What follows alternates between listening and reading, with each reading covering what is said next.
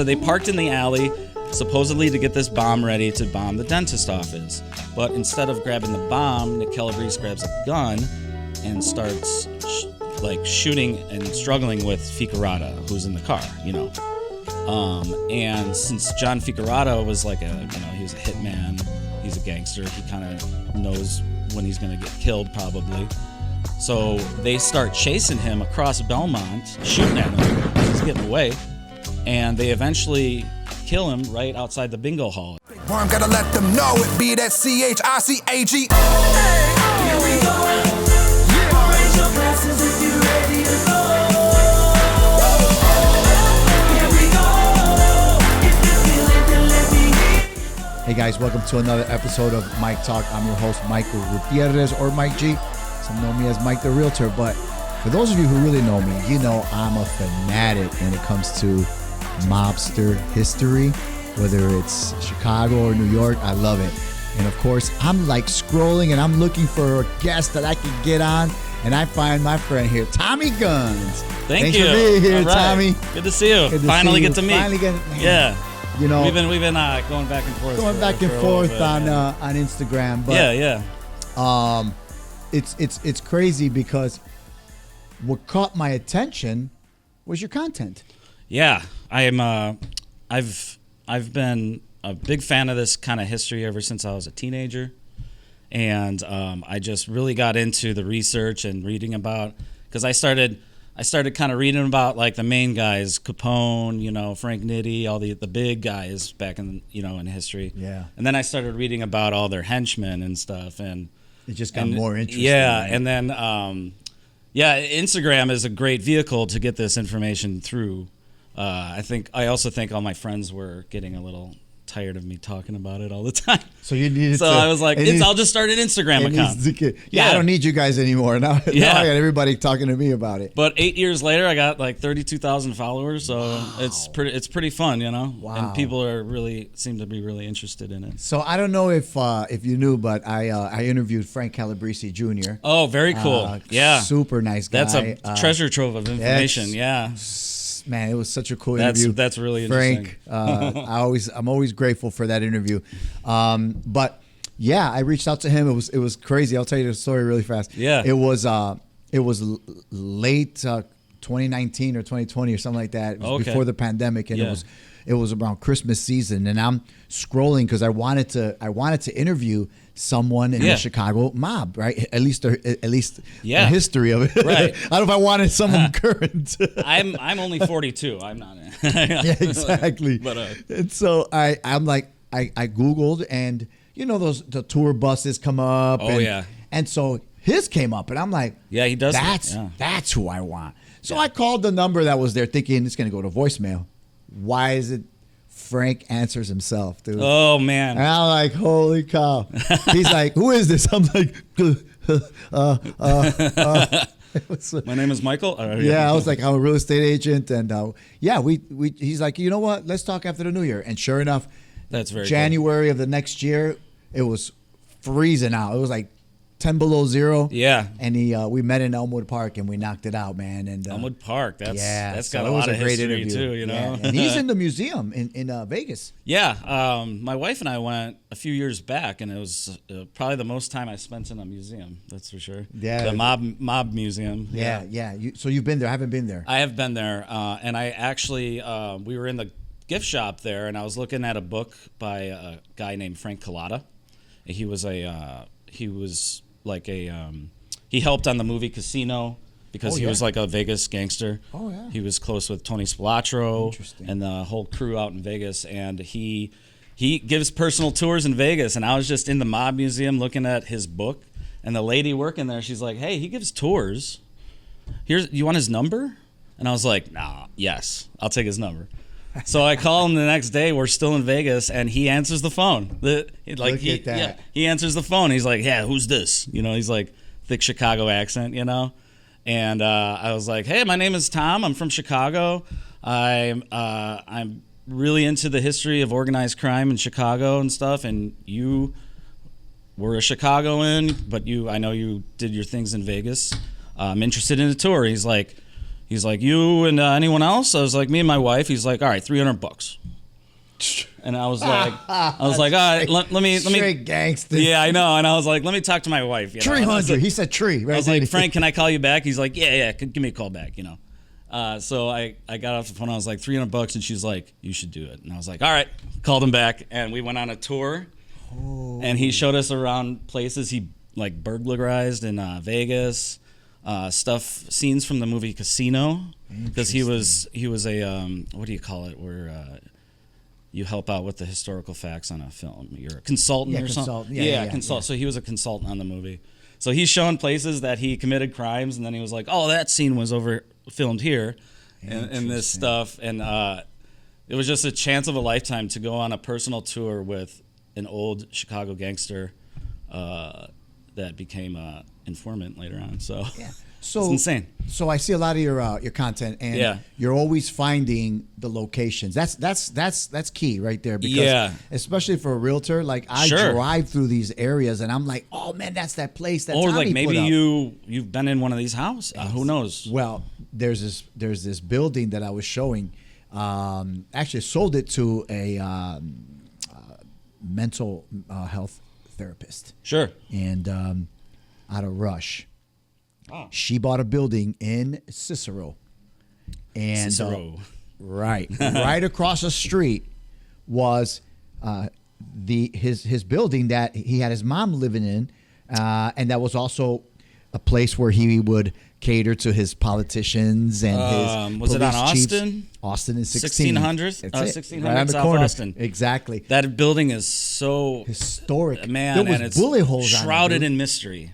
You know? Yeah, and they just barely changed the windows on it. So it's crazy. Like I was given a personal tour to some guys from the neighborhood, and they were like, "Yeah, like I knew someone that committed suicide in that building, and all this stuff." And they're like, "Oh, it's all true about Capone and the gang, partying in there. They call it like the party house." And I found I get a lot of my research and information from the old Chicago Tribune archives. It's a treasure trove of information for this subject matter. Interesting. These news reporters used to love printing where these guys lived. All these gangsters, they loved messing with them. So they would print all the time where they lived. Damn, if that was in Riverside, Cicero. Yep. So, but going back to the house at 16th and Austin, I found out through the Trib archives that Al Capone's sister had her wedding reception in that building. It wasn't a big, huge affair, but it was like she had two places, and that was one of the places that she had like a party for when she got married. And she got married to like a Capone gangster, yeah. So it's, and then his mom lived in one of the floors. His mom lived there for a while. They also had another homestead on the southeast side on Prairie. Yeah. I think 7422 Prairie. I'd have to look up the address. But yeah, classic Chicago 2-flat. And that was in the Capone family until the mom passed away in 58, I believe, 56, 58. Interesting. Yeah, but I just find when we moved to Berwyn and I started researching all this stuff more, and I'm like, this is all around us. Like there are houses that these, Al Capone henchmen, his buddies, like gamblers, all these houses are still here. And I'm like, well, that's content for this Instagram account. Yeah. Like I can do, and I try to state my sources. I try not to steal if I find pictures of gangsters, I usually pull them from the Tribune archives. Yeah. And just be like, hey, thanks. Yeah, safe. That's the safest route. And then, I'll go on location to see what's there and kind of paint the picture and a nice caption and everything. And I really, it's a lot of fun. It's my favorite hobby. So tell me about, because I would go to New York with one of my guys, Mario, right? We would go watch the Yankees, and then I would tell him, dude, you got to take me to Little Italy. I want to see, where Gotti lived, and I want to see the Ravenite, right? Yep. And so what I noticed is that, and Frank Calabrese Jr. did tell me on the episode, you got to check it out, where he's like, in Chicago, we don't raise our kids to be the next gangster, right? We send them to school, right? Yeah, New York was big into that, right? And big into that, right? And so, do you see any kind of traces of it today, because Chicago is so, like, man, it's so low key, right? That we don't even, we don't see traces of it. But you go to like New York and you still yeah, I mean, it's always going to be there. I love New York, by the way. Exactly. I love their food. Yeah, Yankees, my second team. So yeah, I that's love cool. going That's back. cool. Yeah, I know you're a White Sox. That's my third. Yeah, no, yeah, go Sox. Fingers crossed. Yeah. But you got the Pope now. Yeah, the Pope. But yeah, right, exactly. Oh my God, all those memes. Those memes are that's a different show. classic. Yeah, it is a different show. But yeah, as far as if it's still around today, I have no idea. It's I've been given personal tours through the Instagram account, and that's the number one question I get is, do you think it's still in Chicago? And I say probably. But I think they learned a huge lesson in the Family Secrets case, which was in 2005 to 8, where they locked up a bunch of the old time gangsters, and it kind of either taught the mob a lesson or crippled the mob. Yeah, it's hard to be like a street mob guy these days because there's cameras everywhere. You know, it's so different. It's so different, and like, remember, you had law enforcement involved back then too, you know, and. That was huge. That was a big. You had to get them on your payroll. That was number one. That they've been doing that since Prohibition. You know. So I was dying to ask you this question because I live in the area here and nice, yeah. Excuse me, and I go to Elmwood Park often to either Massa's or I go to eat. Yeah, pick up the gelato. You got Johnny's beef right there. Woo, Johnny's. So, but I remember when they caught. Joey the Clown. He was in Elmwood Park. He was like nothing. He was in a basement of his of someone like a associate. His friend's house. He was hiding out. And in he would Elmwood just Park. go to the store, up and down With a North beard. Avenue. Yeah, they were like, and then sure enough, they're like, this guy's been here all this time. Yeah, he was Joey the Clown Lombardo. He was definitely an old school Chicagoan. He wasn't afraid, like he was like, this is my town. I'm going to be out in the open. I'm going to talk to my neighbors. They all know what I do. He lived for years on Ohio, and like near Grand and Western. Oh yeah, over there. At the 2200 block of Ohio. That was close to another Little Italy in that little area, right? You have yeah, I know exactly what you're talking about. Yeah. The patch, which is a little bit east on Grand Avenue and like kind of where the Twisted Spoke is. I know exactly where that's at. That area was an early Italian enclave that a lot of old time... by D'Amato's, the sandwich place. Yeah. Right there. Yeah, so a lot of old gangsters kind of grew up as kids in that area. The Spilotros, they grew up in that area. Tony Accardo, Sam Giancana. These guys grew up in this little part, and that off of Grand Avenue, So the mob had the Grand Avenue crew, and it went from there all the way to Elmwood Park.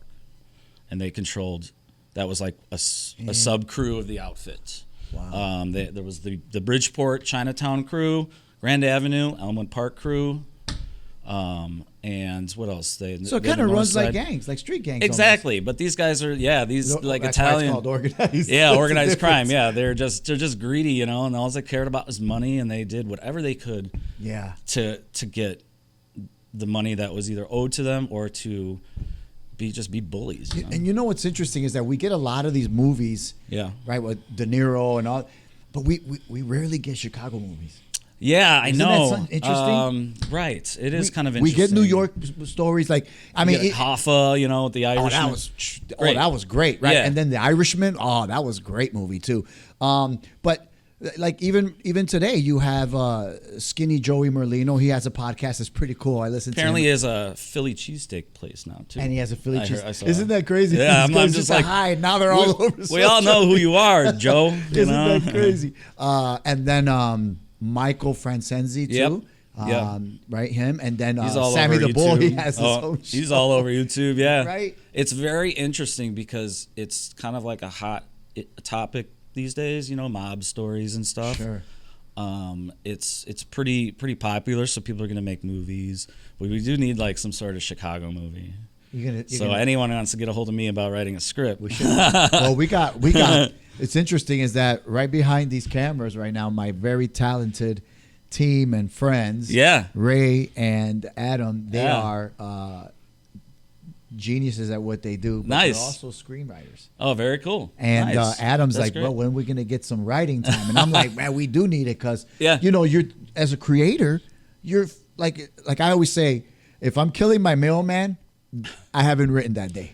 You know? So if it's something crazy going Yeah. on, I'm like, why did I just think of that? I haven't And I'm written. just looking for outlets. So the Instagram account's great and everything. That's the main thing. But I just started thinking of like, oh, okay, what else can I do with this? A famous mob hit happened 2 blocks east Isn't of that here. something? I forgot to tell you guys. It's Tell us about that. 6050 West Belmont is a big building. It's right down the block. It's I think it's like some sort of church. Yeah. But in 1986, it was a bingo hall, and there was a very famous mob hit that kind of got the family secrets case going. Also, so Frank Calabrese Jr. wrote a letter to the FBI wanting to put his father away, and then another thing that happened was Nick Calabrese, who was in the family. You know, he left behind evidence at this mob hit. So it's across the street is a dentist. They took a man by the name of John Ficarata there, and they were gonna bomb out a dentist office down the street. That was the ruse. But the real reason they were there was to kill this John Ficarata guy because he supposedly botched the Spilatro burial. Tony and Michael Spilatro burial, they were found in a cornfield. Yes, I remember that. So there was a team that was supposed to handle the burial, and they messed it up. So because they discovered them. Yeah, the farmer was like, "What's this?" That's right. You know, I always wonder It's- who was in charge of that. Yeah, it was. So Ficarata was kind of in charge of the the team of guys that buried it and Needed to go away forever. Yeah. So so back to the 2 blocks away. Yeah, you got one job. Yeah, exactly. So they parked in the alley, supposedly to get this bomb ready to bomb the dentist office. But instead of grabbing the bomb, Nick Calabrese grabs a gun and starts shooting and struggling with Ficarata, who's in the car, you know. And since John Ficarata was like he was a hitman, he's a gangster, he kind of knows when he's going to get killed probably. So they start chasing him across Belmont, shooting at him because he's getting away. And they eventually kill him right outside the bingo hall at 6050 West That was Belmont. sloppy. It was September of 1986, and Wow. Nick Calabrese left behind a bloody glove that the cops tested, and they presented him this evidence, and he flipped, Yeah. and he gave up all his friends, even his brother. So And that's what. the life in the mob is not a good life, man. Yeah. No, I had a good talk with Frank. He's a nice guy. He seems like a man. nice guy. Yeah. Oh yeah, Yeah. you know, you at the end of the day, like he said in the episode, you know, you gotta. It's the life, and Yeah. and he's like, I have my family, and you know, what are you gonna do? Right? What are you gonna And do? So no, I respect that. And he's a nice guy, man. I still talk to him every now and then, and he's doing some good things. But yeah, wow. I mean, It's just but like this history is all around us. the history's all We're in around. Chicago, you know. And I was going to say that. So now you're discovering more and more as you're doing more research. Yeah, right? so much. I thought I would run out of content with this Instagram account early on, but it's been like 8 years now that I've had this, and I still keep finding new things every week. Are you seeing any political names in there back in the 80s? that are tied in Yeah, there? First Ward. Pat Marcy was a big one. He was in the First Ward. I think he was like the mob's connection in the First Ward, which was downtown, like the main ward. Wow. So there was Pat Marcy, who went to jail in the 90s because they found out that he was connected to gangsters and stuff. Fred Roti, who was an alderman of the First Ward. Yeah. So a lot of them. I mean, they've been corrupting politicians since Prohibition. You know, Prohibition, yeah. they had to do that in order to operate. Do you go like I know that Green Mill has a lot of history of Still want to get in those tunnels. I wonder how often he gets asked if they can go see the tunnels. That's You know? true. He's probably like, not again. There is you got to look for Harry Carey's. Yeah. Oh, Harry Carey's. Oh man, that's great. Tunnel history. They there, found dude. so Frank Nitti took over after Al Capone went to jail for tax evasion. in 1931. Frank Nitti was the boss, the front boss of the Chicago outfit. And he used to live in that building with his wife. His wife's family owned that building back in the 30s. Interesting. And some construction workers were doing some work there, and they found a hidden room. So at the bar, underneath the bar, they found a hidden room under there. And they found his safe, Frank Nitti's safe. And it's on display there. You got to go. Still there? It's still there. So there's a mini museum at Harry Carey's. You kind of walk down these steps. There's a lot of old newspapers framed. And then down there, they have his safe. And they know it was his safe because they found an address book in it when they cracked it open. Oh, and there was names of politicians in there. I want to see that. Fellow gangsters. I want to see that. People that owe him money. Yeah. They used to have that little booklet on display there, but last time I was there, they didn't have it, and I was like, oh, somebody weird. probably tried to take it. Right?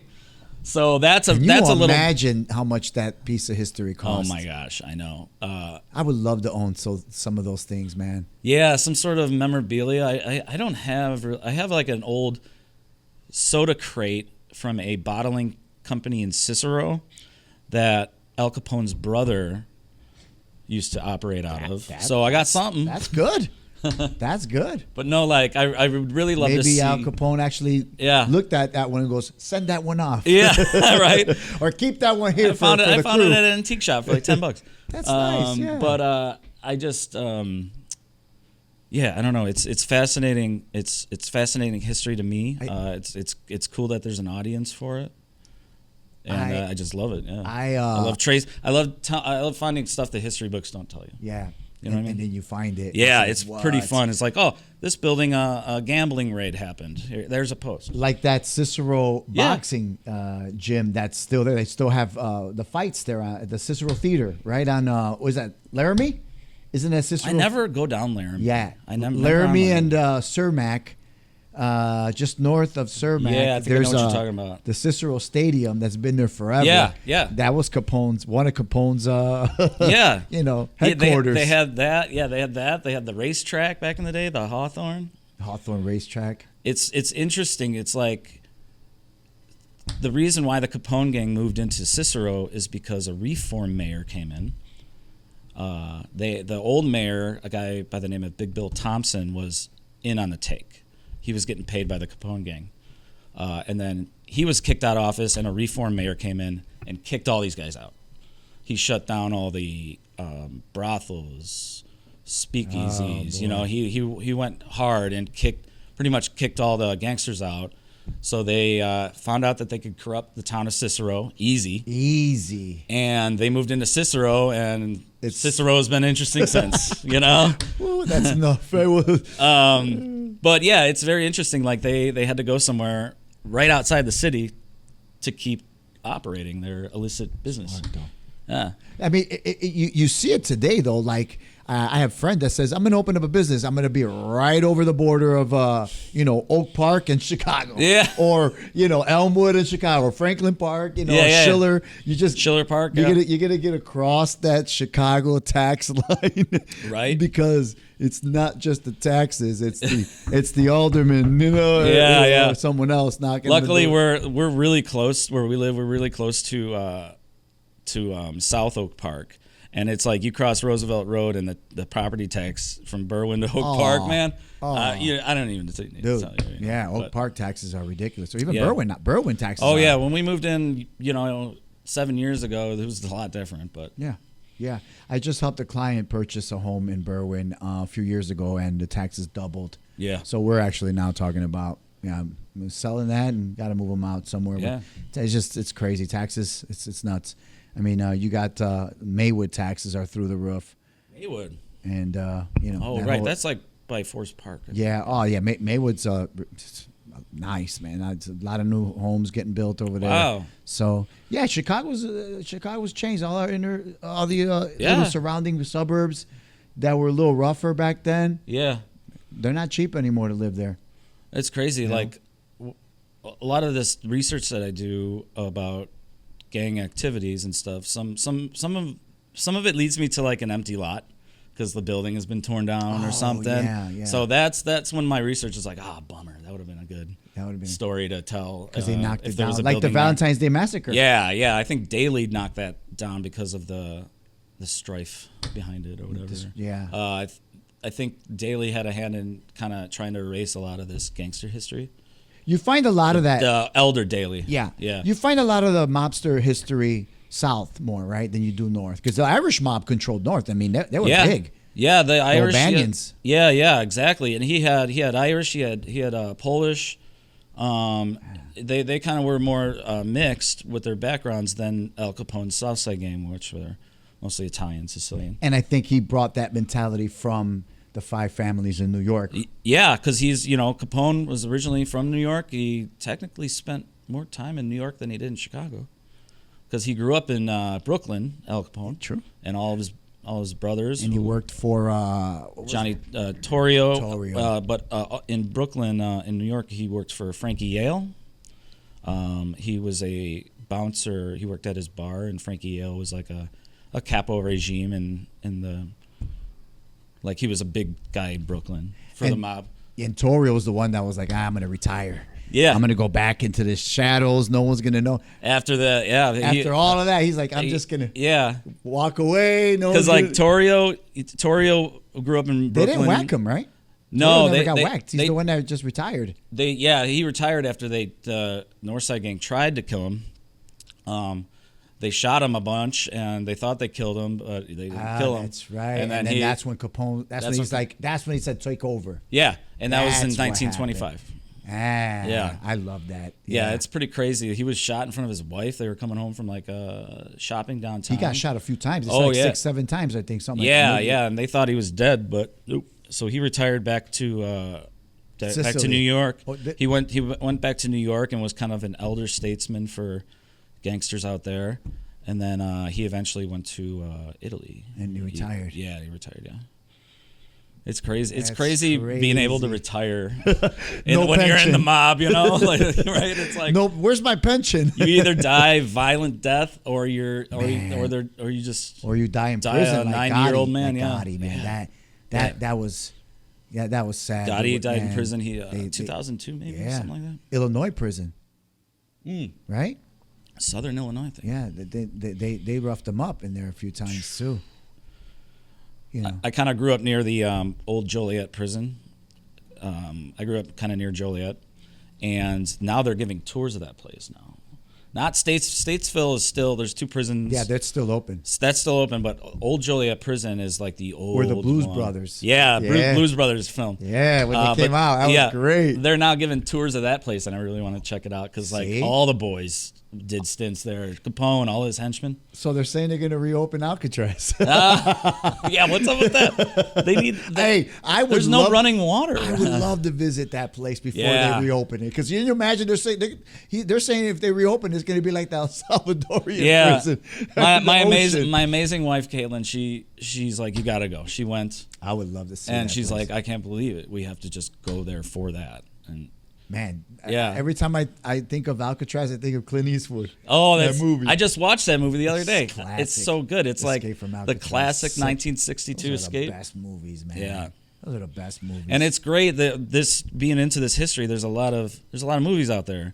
Even going back to like the 30s, 40s. There's movies about Al Capone, like that go as far back as the 30s. Untouchables too. That's the old. Untouchables. Yeah. There was the TV show which the Capone family tried to sue. What TV show? It was a TV show in the 50s. Oh, The Untouchables. Yeah, black and white. That's right. And that's good. And the Capone family tried to sue them. I didn't know that. Yeah, just because they, it was. I'm sure in the 50s they were like, come on, we don't need to still keep talking about my family name or something. I think. True in the 50s. Yeah. So they tried to do that. I don't know what came out of that, but. It's so funny. I rented an apartment to a kid. His last name was Capone. Anthony. Oh, oops. His I'm parents came and they were like, "Hey, look, this is Chicago." They love it. It's like, wow. There are still some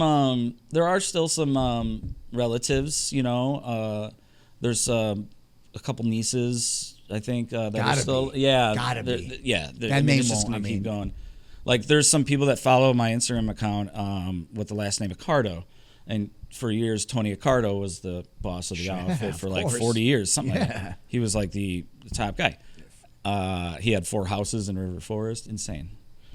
But a lot of people follow me with that last name, and I'm like, oh, they gotta be related to him. God, You know? isn't that fascinating? Yeah. So that's why I started this podcast, because like you, people got tired of me talking about other people's stories. That I'm like, I love people's stories. Everyone has a story, man. Yeah. I don't care if you're a professional player or you're walking to school. Yeah. Everyone has a story, right? Mental health is involved in that. And there's just so much that fascinates me, right? Because you're able to kind of bring some kind of joy, peace, hope, right? And so for me, it's like hearing the stories of another person. It fascinates me. If I talk to like an 80-year-old man and he tells me about his life in Italy or in Poland, it's like, you're like wow, at Elmwood tell Park, me more. you know, and you're talking to like some of those old timers. Yeah, tell me more. Like I love to hear those stories because it's just another time. Yeah. And when I tell people about them, they're like, that's pretty cool. Well, I was like, you know what? I need to bring those people on the show and speak about the things that make them tick and talk. Exactly. Right? Yeah. And it's just it's an excellent way to do it, you know, variety and stuff. Yeah. But yeah, I just I love like just taking people out on a tour. Like I'll do Cicero, and I'll take them to like houses that these guys lived in, locations of like machine gun drive-by attacks, you know, like because Cicero was a war zone back during Prohibition. Isn't it crazy? Like when we think about Chicago today, what unfortunately with our youth and a lot of shooting going on. Yeah, there's a different street gang thing. Right. Yeah.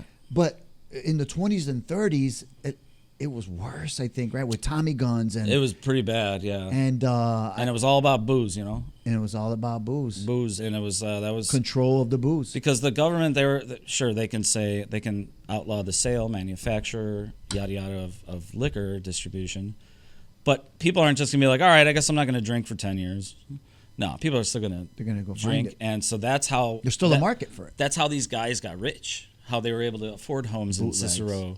Yeah, Kennedys are bootleggers. Yeah, Joe Kennedy, the father. I mean, he had dealings with, I don't know who it was, but I know he was a bootlegger. Irish mob, yeah. I mean, you had guys that... their money. Yeah. It's crazy how the Kennedys made their millions from the dad, right? Or the bootlegging. And then Sam Giancana, all his... about how the outfit supposedly had JFK put in office. They had supposedly had a hand in putting him in office and also taking him out. You know, there's like a time and there's a time. There's all this is a story about the other shooter, you know, for JFK, and a lot of people wasn't suspect, Lee Harvey Oswald. He was one of them, but they always you always hear about like the other shooter on the grassy knoll or something, and they kind of people think that was like a Chicago.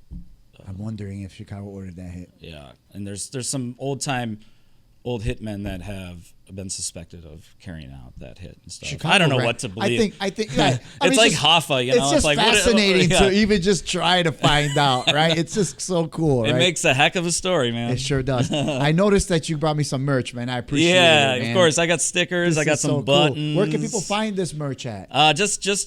You can find me all on Instagram at Chicago Gangland History. It comes up with a little picture, a little cartoon picture of me. And I try to post pretty often, but I don't get too crazy. You got some good content. You got some good content. Thank you. I really appreciate it. I love doing it. I'm gonna give you the privilege of slapping the second sticker on the Mike Talk wall. Let's do it. And I think we're gonna have a lot of fans. You know, you have a lot of fans that love Chicago history, right? And there it is. Boom. That's what I'm talking about. Excellent. Look at that. Looks good. Right next to the booze, too. Look at yeah. Gotta make it close. Gotta make it close. So if anyone wants to jump on your tour, if anyone wants to know more about it, just if someone wants me to on give Instagram. me footage, that's something. We find another historian older that has even... You know what? I like what Tommy's doing. Hey, look, I have a treasure chest of stuff to give you. So I can do a shout out real quick. I have a mentor in the field. His name is John Binder. He's written books, and he's been in documentaries, and he's the pretty much the highest expert on organized crime, the history of organized crime in Chicago. So I kind of talk to him on occasion, and yeah, that's awesome. But yeah, I appreciate his input because I have questions, and and they have sometimes like, oh yeah, I was actually just drove off and I heard the shots because you know they were around in the 70s and 80s. Yeah, when you and I weren't. Yeah, and he's just like, he knows everything, and it's a great resource. You know? So you think soon that you're gonna get funding to get a tour bus? You know, Tommy Gunz on the side. I already see it, man. Right? I don't want to. The thing is I don't want to be so like, because I like doing Cicero, but I don't want to be driving a big bus around Cicero neighborhoods or anything. Gunz, So I like. Here comes Tommy Gunz. But they do make these like shorter buses, you know, that I have thought about. But right now it's just in my car. You know, I'm not. I'm just having fun and seeing how I can keep it going. So so like 2 to 4 people max. You know, 4 people max. Maybe even get the next one. You'll get an actual wise guy to sit in the passenger. I know, right? Like, welcome to the ride. Where are you from? You're on honeymoon. Oh, this is nice. And I have a couple Teamster friends that are like, hey, we'll drive for you. With their shirts, with their local 543. They're like, yeah, I'll take you somewhere else too. Exactly. I gotta make a stop at Sonny's house. You'll get a couple dollars. Hold on. But I like the personal tour aspect and taking people in the car. And that's going pretty fun, and I have thought about what can I do next. Yeah, next. It's hard. So you just had you have a 5-year-old. You said 6-year-old now. 6-year-old. Yeah, congratulations. Yeah, he's a little gangster. He's a little gangster. Yeah. Oh, we gotta bring him on the show. Little Irish kid. Yeah. That's awesome. Tommy, thank you so much for taking the time to be here. Yeah. I really appreciate it. Thank you for the merch. Thank you. Speaking of merch, we got a gift for you. Woo! What is that? It is a Mikey Gunz. I love it. Mikey the Nose. This is the Mikey the Nose. Hey, forget about That's great. Cool. Thanks, man. Absolutely. Thank you. You want to get a photo? Absolutely. Yeah. We're going to get a photo. I got to share it on the Instagram. Yes, sir. All right, guys, you know, if anybody wants to go and check out some of this mobster footage, I mean, where they used to live. Yeah. Where they live. Yeah. Not where they live. I'll take you on a tour. Take them on a tour. Where can they find you?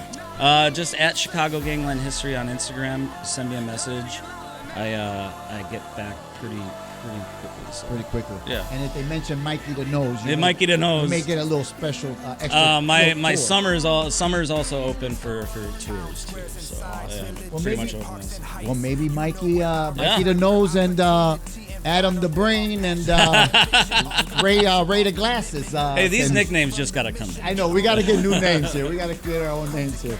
All right, guys, you know where to find Tommy Gunz, and any episode you can find it on YouTube. It's Mike the Realtor Chicago, and for Tommy Gunz and Mike Gutierrez and Mike Talk. So long, everybody. Till next time. Thank you. Hey, thanks for joining us. Be sure to like, comment, and subscribe for more episodes like this. To follow me on other social media handles, click on the link tree in the description. Peace out. Here we go. Raise your glasses if you're ready to go.